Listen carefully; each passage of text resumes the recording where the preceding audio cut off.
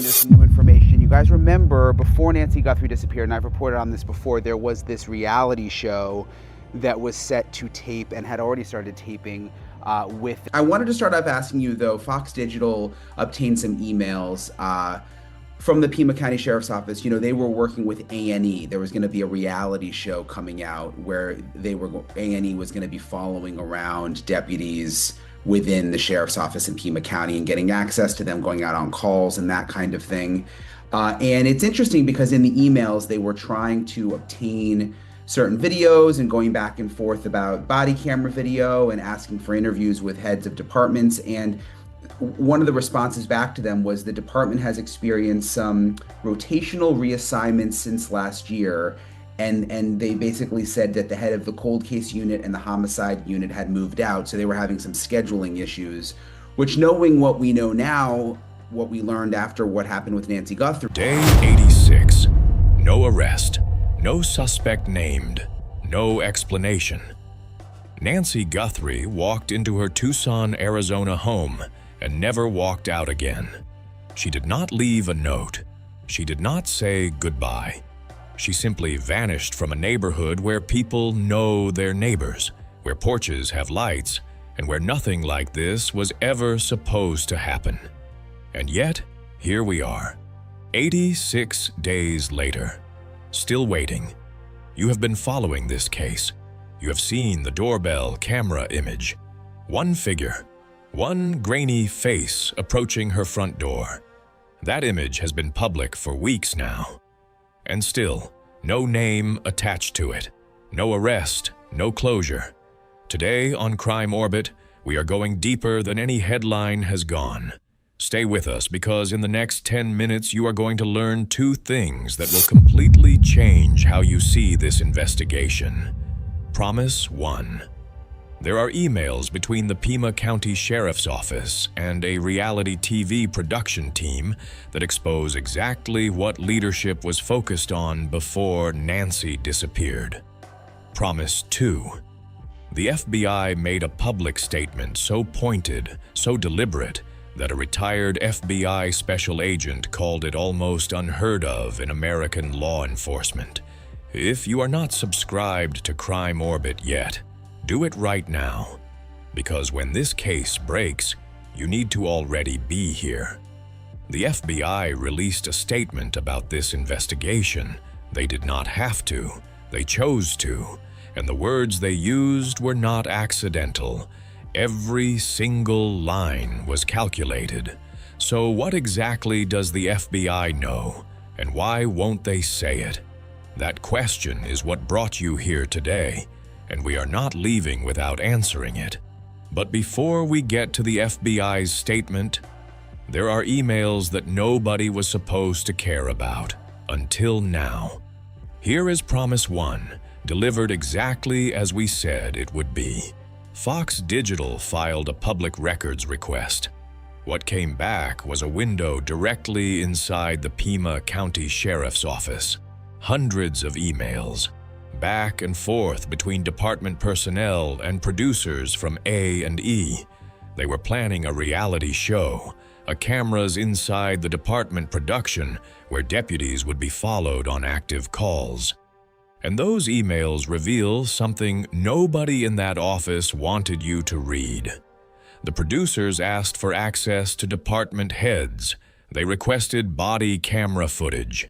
They scheduled interviews with leadership across multiple divisions. The sheriff's office responded to almost everything, quickly, enthusiastically. Then buried inside one email response, a single phrase that stopped investigators cold when they read it. The department has experienced some rotational reassignments. That was the official explanation for why two specific people were no longer available. The head of the homicide unit, gone.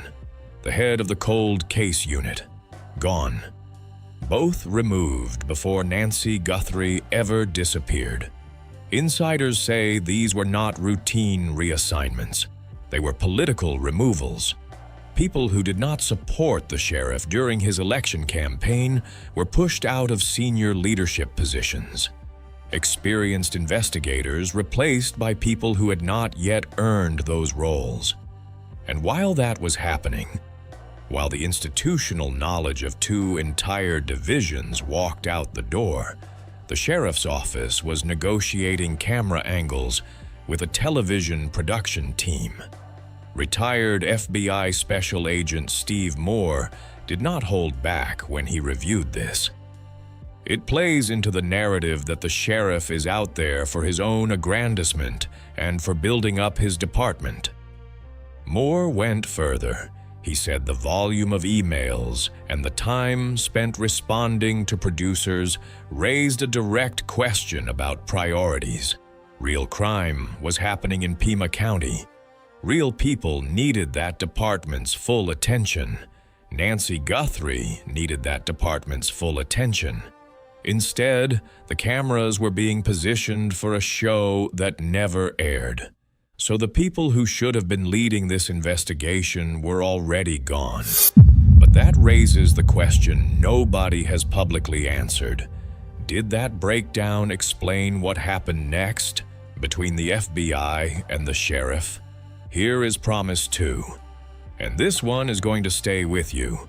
We have one figure on that doorbell camera. One face. One person approaching Nancy Guthrie's front door. But law enforcement and investigative experts are deeply divided on one question. Was that person alone? Or was someone else already waiting out of frame? Steve Moore laid out the case with surgical precision. He identified 5 reasons this debate matters more than any other question in this investigation right now. 1. Statistically, kidnappings involving an adult victim almost always require more than one person. 2. Controlling a conscious adult without detection is physically demanding for a single individual. 3. Maintaining any kind of captivity over time is psychologically impossible alone. 4. Someone has to drive while someone else manages the situation in the vehicle. 5. Every person involved carries a different risk tolerance, and the one with the lower threshold breaks first. It's like playing chicken, Moore said. One of them will bail before the other one will. That detail should disturb you, because if there are 2 people involved, 2 people who made a pact of silence, that pact is already under pressure. It has been under pressure since day 1. And 86 days is a very long time for someone with a conscience to stay quiet. But here is where it gets darker. What if the person we never saw on camera is no longer able to speak? What if the visible suspect eliminated the only other person who knew the full truth? Moore acknowledged this possibility. He has seen cases where a dominant partner removed the weaker one to ensure permanent silence.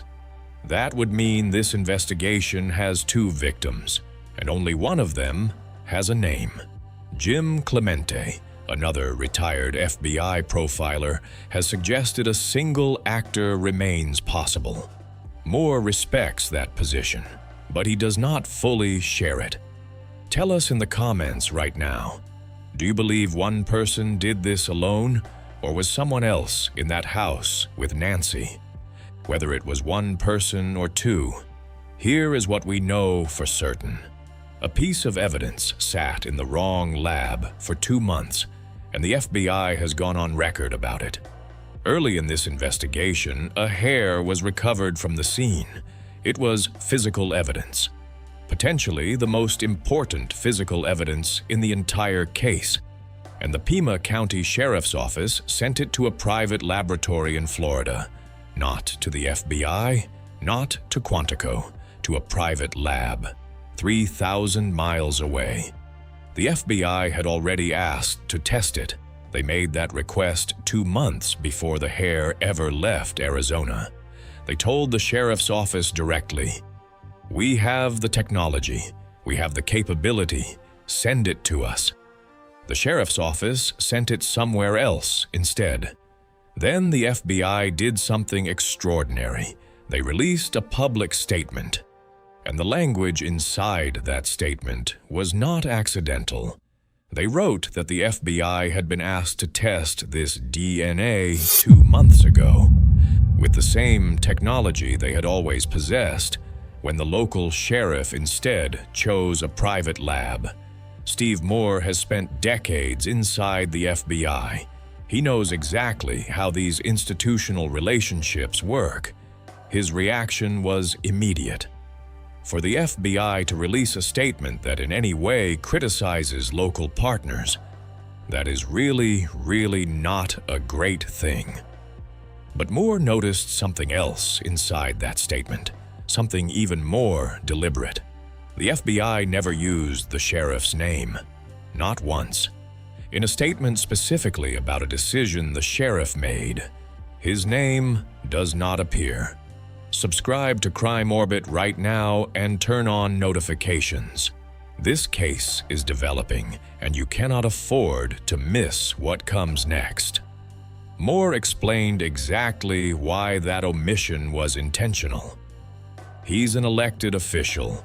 He would like to see his name on these things. By removing his name entirely, the FBI communicated something colder than criticism. They communicated distance. They told the public and told the sheriff that they were no longer treating him as a trusted partner. Do you believe the sheriff's decisions hurt this investigation? Drop your answer below, yes or no. We want to know what you think. The FBI went public with their frustration. A volunteer search team submitted a plan and heard nothing back. And somewhere out there, the answer to what happened to Nancy Guthrie still exists. The Cajun Navy submitted a formal search proposal to the Pima County Sheriff's Office. They offered drones. They offered dogs. They offered trained personnel ready to search wherever the sheriff directed them. They asked for nothing except guidance and approval. They heard nothing back. Steve Moore asked the only question that matters here. What are we losing? How is that going to destroy society in the Tucson area? Let them do it.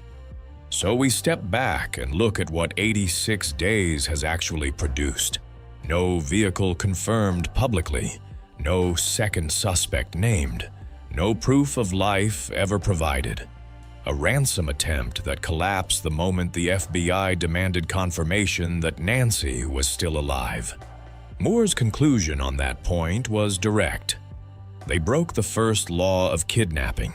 They lost their bargaining chip, and that is why we are where we are. That framing should land hard, because if Moore is right, if this was an amateurish operation that fell apart under FBI pressure, then somewhere out there, someone is sitting with the full weight of what they did. And 86 days is a very long time to carry something like that. Nancy Guthrie is someone's person. She is someone's mother, someone's friend, someone's neighbor. The people who loved her are still waiting, and they deserve better than silence from the people sworn to find her. What do you think the FBI knows that they have not told us yet? Leave your theory below. We read every single comment on Crime Orbit. We are not leaving this case, not until there are answers. Subscribe to Crime Orbit and turn on your notifications right now. The moment something breaks in this investigation, we will be here. Make sure you are too.